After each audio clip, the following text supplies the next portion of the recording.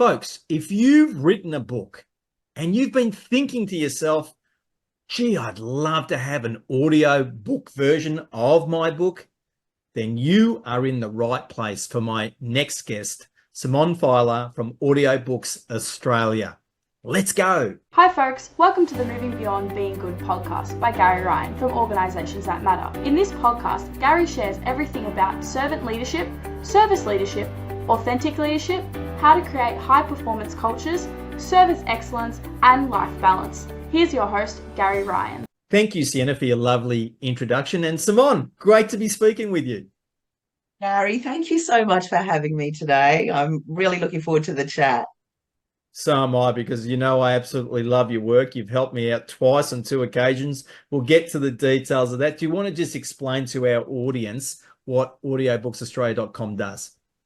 Okay, so it's Audiobook Australia. Basically, we create audiobooks specialising in author narration and production, editing. We can add music. I've got a fabulous editor, Mitan, who is a fabulous music composer. And of late, he's been putting music to the audiobooks that we've been doing recently. And then we can distribute it to 50 plus online global retailers and as well as help you sell it from your website. So yeah, that's it in a nutshell, what we do. And I've also got like Melbourne audiobook production, Brisbane audiobook production, and Sydney audiobook production. You can find the websites online with .com on the end. So that just basically shows you what we do in your specific city. But Audiobook Australia is the umbrella company, and we can help you globally, basically. So get you into a studio wherever you are on the globe, get you to narrate your work, then send it to us. We get it, edit it and produce it. And of course, we've got professional voice artists that can do your work justice if you're scared to narrate your own work. But we always recommend that you do, and we can guide and coach you through the whole thing. So, yeah. And as we both know, I've been lucky enough that you've helped me with two of my books, with Disruption, Leadership Matters and Yes for Success. We did it two different ways, which we'll get into some detail about that. One of the beauties of that whole distribution network that you've got is the speed at which you can get a book to market. Do you want to just explain a little bit about the reality of, for some folk, they might think, I've got to publish my book in ebook format first, and then I've got to do the physical book, and then I'll do the audio book. But actually, they could do that in a completely reverse order. Absolutely. Yeah, I can get your book anywhere, 50 plus online global retailers without having an ebook or a printed book. So, and generally, once we've got the audio and it's been edited and produced to industry standards, it'll take between 2 and 6 weeks, absolute tops, to get your book out there. So it's a pretty quick process, and we don't muck around. You know, I can give you coaching tips on your narration, and once you get into the studio, you bang it all out, and then we edit it, you know, as quickly as possible, or we can take our time depending on what you want. If you want music or sound effects, whatever you want there. But yeah, it's a pretty quick process. Once it's been edited, it's basically you reading that book out loud, you know. So yeah. And yeah, I loved working with you on both books. So the first one you recorded offsite, but the second one, Yes for Success, is one of my favorite books ever. Such good information in there, Gary. I love that book. I remember when I was editing it, saying I need to focus on editing it instead of working out my future, which I did both, of course, but I loved working. And you did such a great job narrating in Melbourne, in our studio down there in Northcote with Adam. Yeah, look, it was a great experience for me, and it was a lot of fun. There's some pressure involved because you want to get it done in the time available, but you and Adam were just great support and made that as smooth as possible. And once you get into the flow, it's all good. And the tips you'd given me to practice beforehand clearly helped as well. And I would strongly recommend that folk who have written a book, it's your voice. You literally get to put your voice onto it. And as you've just explained, the speed at which you're able to get it out to the market, and also, which in fact brought me to you, is avoid a bunch of headaches, folks, because I initially tried to navigate the audiobook world on my own with Disruption Leadership Matters when I didn't even know that my files weren't even right at that stage. And I got completely stuck trying to get myself into just Audible because in fact, I just thought that was really the only audiobook platform. But as you've said, there's actually 50 plus globally.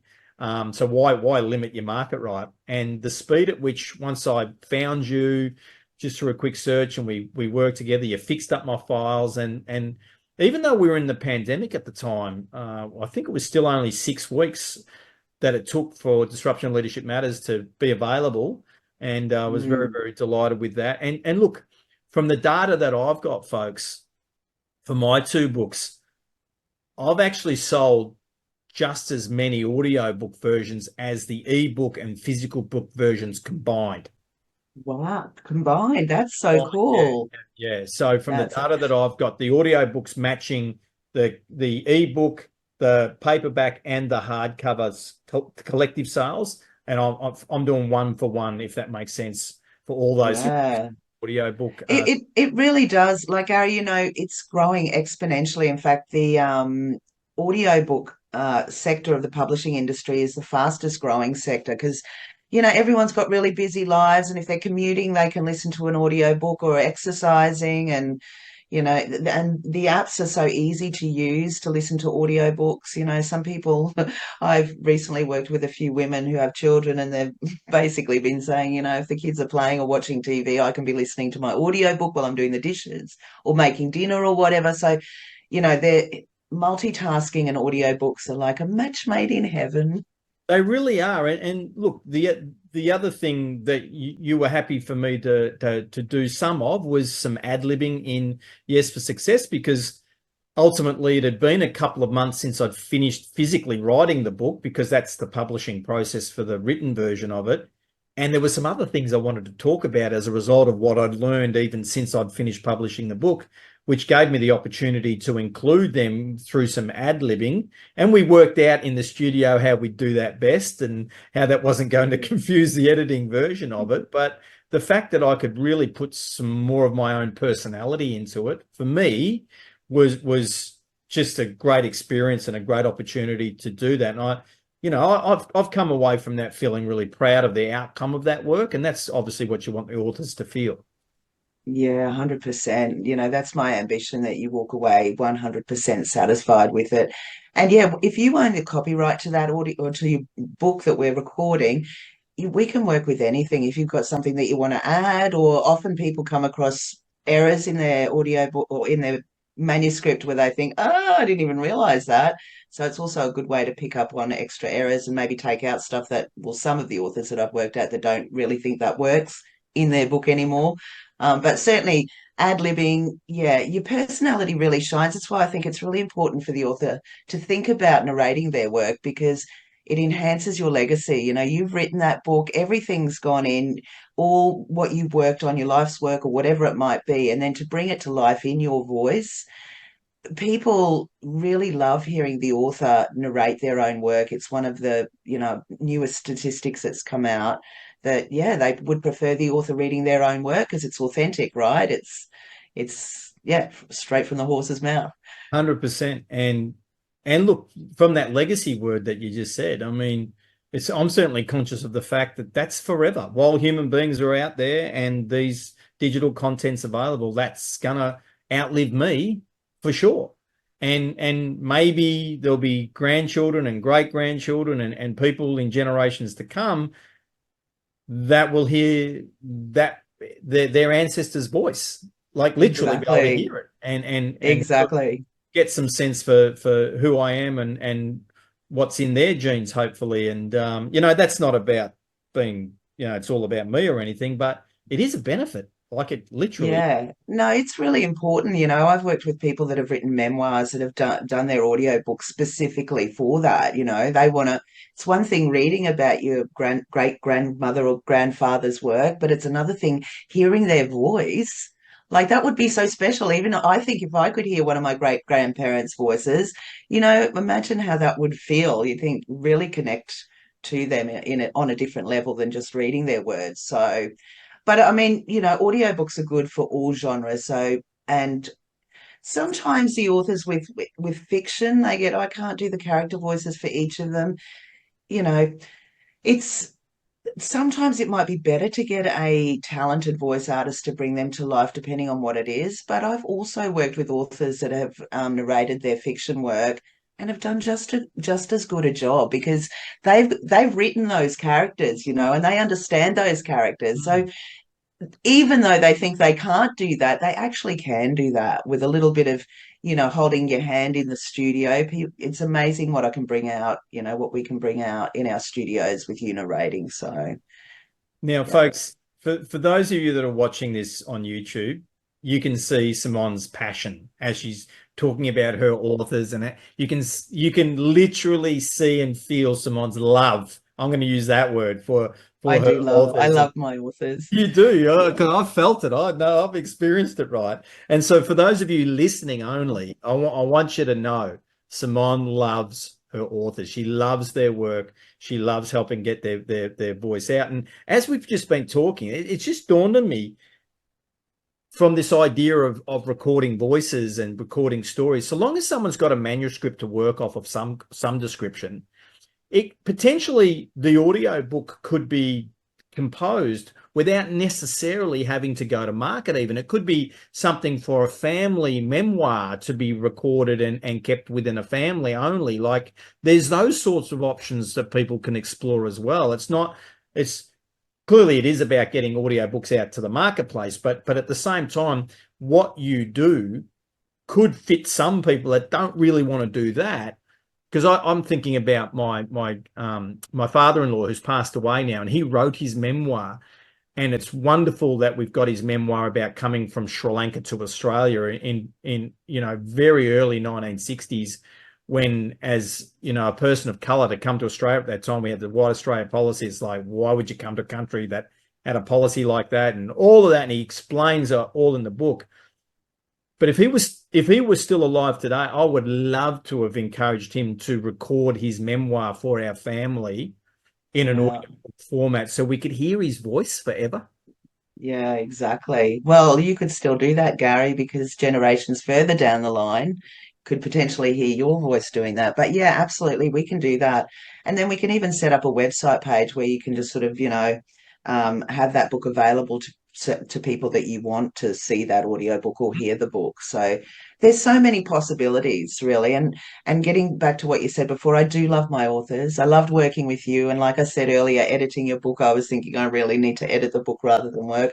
But I've recently done some amazing stories with Australian independent authors that struggle to get your voice out there because it's really hard to get a publishing deal right with one of the big majors. You either have to have a name or you need to have a back catalogue of many books that they can, whatever. I won't talk about them so much, but independent authors that are really trying to get really good stories out there that are really helpful to everyday people. They're the people that I love working with because just giving them a voice and an avenue to broaden their market. They've got it in print, they've got it in ebook, and they've also got it in audiobook. I want to give them a mention. So there's Professor Selena Bartlett, right? She's got this book, Being Seen, and it's talking about the addiction of phones, how Mm. we're all addicted to our phones. It's actually about mastering parenting in the digital age and how you can be there for your children. But like that, the information in that book is so important that I want to give Selena a plug. And there's another wonderful girl. Her name is Amelia O'Sullivan, and her book's called I Should Be Effing Dead. Yes. This girl, like I can't tell you the tears that I had on this. She has been through everything from cancer, osteoporosis. She had a kidney transplant. Like her book says it all. And that the last couple of like I wrote to her and said, Amelia, not in a weird way. I love you. Yeah. Like, and the people that are going to listen to her book are going to love her. She has got such an important message. So, and the authenticity from them narrating it themselves, I'm incredibly fortunate to have the authors come in and read their book to me. Like, I've got the best job in the world. But, for people to listen to them narrating their work it's just something else. I'm so fortunate. And like from my counting, you're nudging 160 books that you've published now, around about that. Yeah, pretty much very close to that, over 150. So, Yeah. oh, So And every one of them are awesome. yeah, and there's the YouTube channel where people can see some information about so many of the books. I mean, I discovered that people I knew had been in your studio and narrated books, their own books with you. I didn't know that, but I've got their books until we'd connected, and I went, oh yeah, Yeah. I know Auntie Munya and Carla Rogers, and yeah, Yeah, that's cool. Well, I but do a podcast. So I do the Simone Feiler podcast, as you know. So yes, I obviously doing my work. I can't interrupt everyone every 5 minutes and say, hey, let's have a chat about that. So I correlate with, questions that I think I'd like to ask. I have a chat with the author about it afterwards on my podcast, and they can elaborate more about themselves and more about how they came to write the book. There's also some really good tips in for wannabe writers or people that are authoring something, advice from these guys who have done it as to, easier steps, how to get there to publishing. But yeah, I'm fortunate again that I get to have a chat with these guys like yourself and give you the chance to, talk a little bit more about you as well as an author, as well as your book, and then pop it on my podcast. So you can find it on YouTube and also on all the leading podcast channels. which will make sure that all of the links for all of the company names and also the Simone Feiler podcast, so all those links will be in the show notes for everyone to be able to easily access. And it's worth going. And look, folk from all walks of life, because I've gone and had a look at your YouTube and your podcast. There's people from all sorts of walks of life, people that would have never imagined they were going to record their own audiobook, but they've gone and done it. And that gives any author out there confidence that, yes, you can do this. You're going to have great support. You're going to be so wrapped and proud with the output at the end. You're going to be able to put yourself into it. But this means we haven't spoken about, how did you get into doing this? How did that happen, Simone? Yeah, well, that's a funny story. It's weird how lately I've been thinking everything I did in my life brought me to here, but you don't kind of think that as you're going along the way. But I was a rebel at high school, and very luckily I got work experience at the local radio station. I was heavily into music in the 80s. I knew all the bands. I knew how long they'd been at number one, and I knew everything, believe it or not. And I didn't know really that much about what I was doing at school. I did try to do well in English. Maths was never my strong point. I was like, I just like pop music on the radio. So luckily I got I got work experience, and then after that week I just hounded the radio station to death every day because I rode my bike to school and rode past the radio station every day. And eventually, because I'd go in there and do bits and pieces, and eventually the one of the guys didn't turn up to panel you remember Barry Bissell Take 40 Australia Yes. show? Oh, yes. So yeah, so someone didn't rock up for that, and I was like, I know how to do that. I know how to do that. And so that's how I got in there. And then I was worked in radio commercially for 30 plus years, including in Cambridge in the UK. I programmed a station over there. And I loved that job. But then I had twins, and that kind of all came to a grinding halt, as you know, having children. So then I started working in my studio here, and I was doing in-store radio and doing voice reading commercials and whatnot. And then someone mentioned to me, can you make an audio book about 8 years ago? And I was like, yeah, I probably could do that. So, that's how it all began. Voila, as they say, voila. Yeah. Yeah, I think Voila. actually, no, I can do that. Let's go. Yeah, I know. I was so lucky. And then they had a couple of people lined up. Actually, it was funny. I'd actually gone through a marriage breakdown. Well, my ex and I are still friends, and it's all good as it can be. But at the beginning, I chucked all of his stuff in this studio because it was his music room, really. Right. And so when the guy said to me, "Can you make an audiobook?" I was like, "Yeah, I can make an audiobook." But then I thought, I can't make one in here.